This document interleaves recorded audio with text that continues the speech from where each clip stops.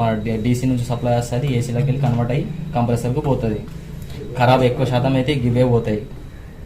సరేనా, మిగతా ఏం లేవు. ఎప్పుడైనా డిస్ప్లే నుంచి ఏదైనా ప్రాబ్లం వస్తే ఎక్కువ శాతం అయితే ఈ సెన్సార్ మీదనే ప్రాబ్లమ్స్ వస్తున్నాయి. ఇది కొద్దిగా క్లీన్ చేసుకొని పెట్టుకుంటే మళ్ళీ మీకు రీసెట్ అయిపోతుంది. ఇవన్నీ చెకప్ చేసుకున్నాడు. ఎట్లా చెకప్ చేసుకోవాలి, ఈ బ్రిడ్జ్ రెక్టిఫైర్ డీసీలో నుంచి ఏసీ కన్వర్ట్ చేస్తున్నది ఇదే అని చెప్పి చెప్పాలి. మళ్ళీ ఎంటీగా ఫ్యాన్ మోటార్ నడవద్దు. నడిస్తే ఫ్యాన్ మోటార్ కూడా కాలిపోయే ఛాన్సెస్ ఉంటాయి, ఖరాబ్ అయిపోయింది. అందుకోసమే లోడ్ వేసి మేము నడిపిస్తున్నాం అని చెప్పి చెప్పాలి. సరేనా, ఇక్కడ నుంచి మళ్ళీ స్టార్ట్ చేసుకుని ఇళ్ళకి పోయి ఇళ్ళకి వెళ్ళి మళ్ళీ బయటికి రా, ఇక్కడికి వచ్చి ఇది చెప్పు. ఇది రియాక్టివ్, ఇది డైకిన్ మోటార్ అవుట్డోర్. దానికి హలో ఫ్రెండ్స్, నా పేరు గోపి. నేను విజయవాడ ఆంధ్రప్రదేశ్ నుంచి వచ్చాను. రాయ్పూర్ ఛత్తీస్గఢ్లో ఏసీ పీసీబీ రిపేరింగ్ నేర్చుకోవడానికి వచ్చాను. ఇది ఇన్వర్టర్ ఏసీ, డైకిన్ ఏసీ యొక్క పీసీబీ.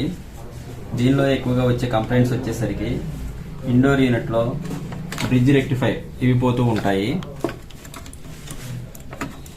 నెక్స్ట్ వచ్చేసరికి ఫ్యూజ్ పోతూ ఉంటుంది.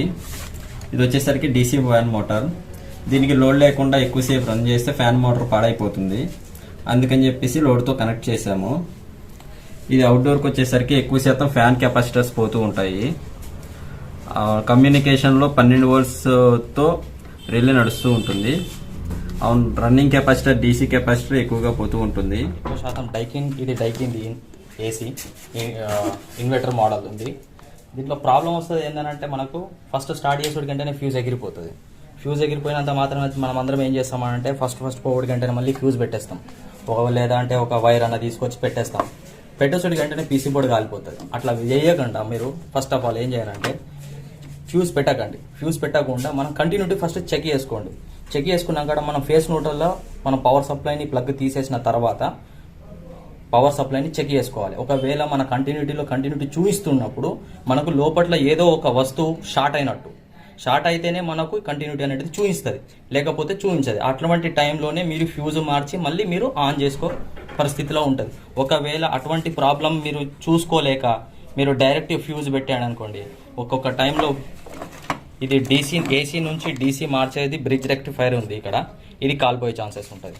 దీనికంటే ముందుగా ఇంకొకటి రియాక్టర్ కాయిల్ వస్తుంది, కెపాసిటర్స్ వస్తాయి, దాని తర్వాత ఈ వీడిఆర్ ఉంది. చాలా స్పేర్ పార్ట్స్ అనేవి ఇక్కడ చాలా కాస్ట్లీ ఐటమ్స్ ఇందులో ఉన్నాయి. ఎందుకంటే ఇది డైకిన్ బ్రాండెడ్ కంపెనీ కాబట్టి. మీరు సడన్గా ఏదైనా మిస్టేక్ చేసిరనుకో పీసీ బోర్డు కూడా కాలిపోతుంది. ఇది ఎక్కువ శాతం ప్రాబ్లమ్స్ వస్తే మనకు ఇండికేషన్లో చూపిస్తుంది. ఎందుకంటే మనం ఎప్పుడైతే డైకిన్ది రిమోట్ కానీ మనం యూజ్ చేస్తూ ఉంటే చాలామంది ఎర్రర్ కోడ్ అనేది తీస్తూ ఉంటారు. క్యాన్సల్ బటన్ని ఒత్తేసి దాని తర్వాత మనకు డైకిన్లో మాత్రం ఇట్లా ఒత్తి చూపిస్తే మనకు ఇండికేషన్ అనేది చూపిస్తుంది 00 అని వస్తుంది కొద్దిసేపటికి. ఇక చూడండి ఇట్లా వచ్చింది కదా. దాని తర్వాత ఇదే క్యాన్సల్ బటన్ని మనం ప్రతిసారి ఒత్తినా కొద్దీ మనకు ఎర్రర్ కోడ్స్ వస్తాయి. ఎర్రర్ కోడ్ వచ్చినప్పుడు మనకు లాంగ్ బీప్ వస్తుంది.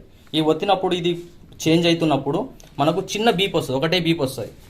ఎప్పుడైతే అలారం వస్తుందో ఆ బీప్ని మీకు చూసుకోవాలి. లాంగ్ బీప్ ఏదైతే వస్తుందో అదే అలారంని మీరు మీరు ఎక్కడైతే రిపేర్ చేయించుకోవడానికి వెళ్తున్నారో అదే రిపేరానికి చెప్పాలి, బాబా అన్నయ్య ఇది దీని అలారం ఉంది అని. ఎక్కువ శాతం ప్రాబ్లమ్స్ వచ్చేది ఇది డిస్ప్లే అన్న. ఈ డిస్ప్లే నుంచి ఏంటంటే సెన్సార్ ఇచ్చిండు. ప్రతి ఒక్క దగ్గర అయితే మనకు కాయిల్ సెన్సారు ఎయిర్ సెన్సార్ రెండు వస్తాయి.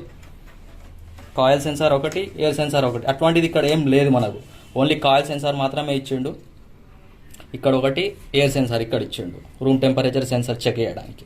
సరేనా, దీంట్లో ఎక్కువ శాతం మనకు దుబ్బ కానీ బాగా నిండితే దాని తర్వాత ఏమవుతుంది, కమ్యూనికేషన్ కోల్పోతుంది. మనకు కమ్యూనికేషన్ కోల్పోయినప్పుడు సరి అయిన ఫంక్షన్ అనేది జరగదు అన్నట్టు. ఈ పీసీ బోర్డులో ఆ ప్రాబ్లం లేదు, కానీ ఎక్కువ శాతం ఇవే వస్తున్నాయి అన్నట్టు. ఇక్కడ మేము వచ్చిన నుంచి అయితే ఇదే ప్రాబ్లమ్స్ ఎక్కువ వస్తున్నాయి. ఇది క్లీన్ చేసిన కొద్దీ కొంచెం అవుతున్నాయి, ఓకే అయిపోతాయి. సరేనా, ఎప్పుడైనా కానీ మీరు ఫ్యూజ్ చేంజ్ చేసుకోకుండా ముందు ఫేస్ న్యూట్రల్ని మాత్రం ఖచ్చితంగా చెక్ చేసుకున్న తర్వాతనే మీరు ఫ్యూజ్ మాత్రం వేయండి, అంతకంటే ముందు వేయకండి. తర్వాత ఈ బ్రిడ్జ్ రెక్టిఫైర్ ఇది ఏసీ నుంచి డీసీకి మార్చుతుంది. ఇక దీని తర్వాత మీరు ఇక్కడ నుంచి ఇటే ఏదైనా ప్రాబ్లం ఉంటే కంటిన్యూటీ అనేది మీకు షో చేస్తుంది, లేకపోతే షో చెయ్యదు అన్నమాట. ఇది ఫ్యాన్ మోటరు డైకింది. ఈ ఫ్యాన్ మోటార్ని మీరు వట్టిగా నడిపియరాదు, వితౌట్ బ్లోయర్ తోటి మీరు ఇది నడిపియరాదు. ఎందుకనంటే దీనికి ఎప్పటి వరకు అయితే లోడ్ మనం వేయమో అప్పటి వరకు ఇది షో చేయదు అన్నట్టు. లేకపోతే దీనికి లోడ్ లేకుండా కూడా నడిపిస్తే ఖచ్చితంగా ఇది కాలిపోయే ఛాన్సెస్ అనేది ఉంది.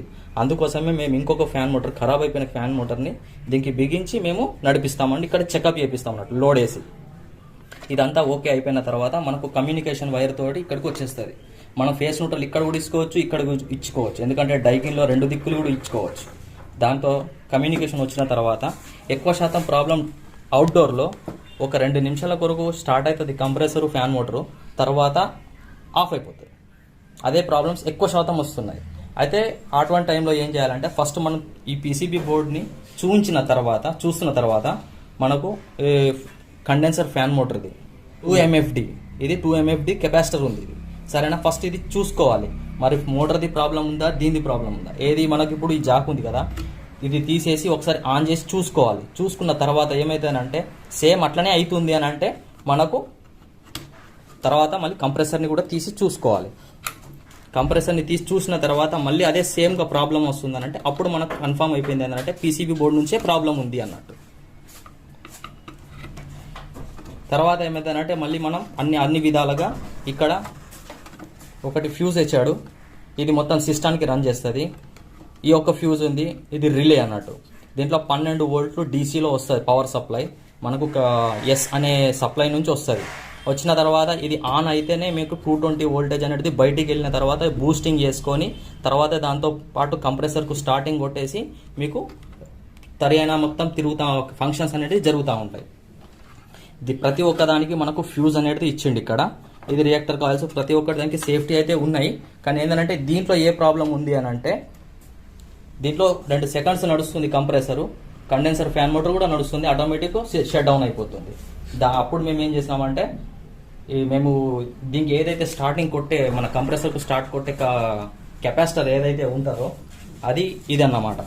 ఇది దాని కెపాసిటర్ అన్నమాట. ఈ కెపాసిటర్ చేసుట్లా ఆ ప్రాబ్లం వస్తుంది.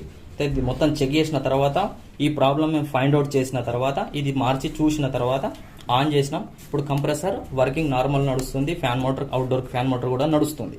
దీంట్లోనే కొన్ని టైంలలో డీసీ కూడా వస్తున్నాయి, ఏసీ కూడా వస్తున్నాయి. సార్ ఇక్కడ మేము నేర్చుకోవడానికి 1 మంత్ అవుతుంది. మేము ఇక్కడికి వచ్చి ఏసీ పీసీబీ రాయ్పూర్ ఛత్తీస్గఢ్ లోపల మేము ఇక్కడికి వచ్చి ఇప్పుడు 1 మంత్ అవుతుంది. 1 మంత్ లోపల ఏసీ ఇండోరీ కానీ అవుట్డోరీ కానివ్వండి, లేకపోతే నాన్ ఇన్వర్టర్ కానివ్వండి, ఇన్వర్టర్ మోడల్ కానివ్వండి, మేము ప్రతి ఒక్కటి మేము ఇప్పుడు రిపేర్ చేయగలుగుతున్నాం. ఇక్కడ సారు మంచిగా పర్ఫెక్ట్గా నేర్పిస్తున్నాడు మాకు. ఇక్కడ ప్రతి ఒక్కటి దగ్గరుండి మాకు ఏదైనా అర్థం కాకున్నా కానీ చెప్తున్నాడు. బ్యాక్ సపోర్ట్ కూడా మంచిగానే ఉంది. ఇక్కడ మనకు మన తెలుగు వాళ్ళు ఎవరున్నా కానీ ఇక్కడికి వచ్చి నేర్చుకోవడానికి అన్ని సౌకర్యాలు ఇక్కడ మన దగ్గర ఉన్నాయి. ఏదైనా ప్రాబ్లం వచ్చినా సార్కి చెప్తే సార్ కూడా మాకు ప్రతి ఒక్కదానికి హెల్ప్ కూడా చేస్తున్నారు. సార్ ఇక్కడ ఎవరైనా నేర్చుకునే వాళ్ళు ఎవరైనా ఉంటే ఖచ్చితంగా సార్ ఫోన్ నంబర్ కూడా అందులో యాడ్ చేస్తారు. మీరు ఖచ్చితంగా కాంటాక్ట్ కావండి. ఎవరైనా నేర్చుకునేది ఇంట్రెస్ట్ ఉంటే వాళ్ళు తప్పకుండా ఇక్కడికి రండి. నమస్కారం అందరికీ, థ్యాంక్ యూ.